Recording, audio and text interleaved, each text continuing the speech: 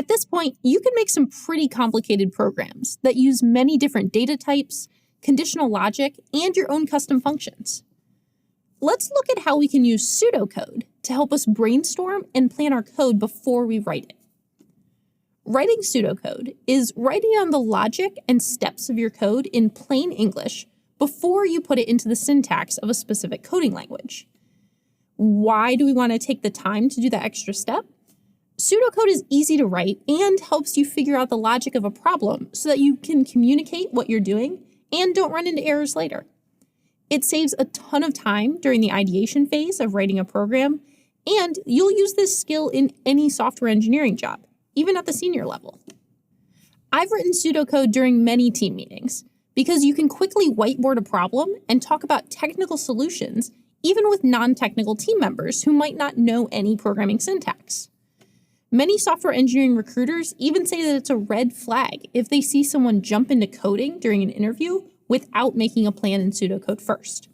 So, how do we write pseudocode?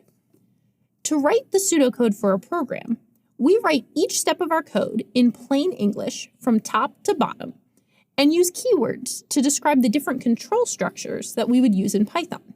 Let's look at examples for some of the Python topics we've covered so far. If your program requires output, instead of writing out the print function in Python, we would use a keyword like print or display to describe what the code will do. If your program uses input, use keywords like read or get and describe how you'll prompt the user for that input.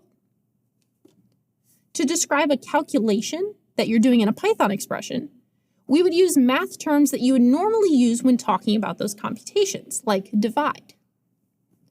Assigning variables can be described as save, set, or store, and more complicated code flows, like conditional logic, can use very similar keywords to their syntax in Python because Python uses almost plain English for these statements. Here's the Python code for an attendance tracker. So to describe this conditional logic in pseudocode, we could write the same code like this.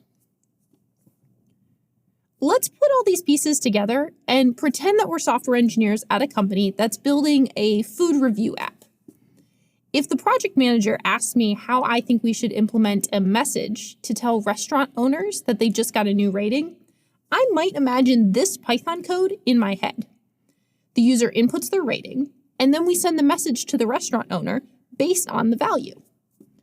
What I would actually draw on the whiteboard, though, is something more like this.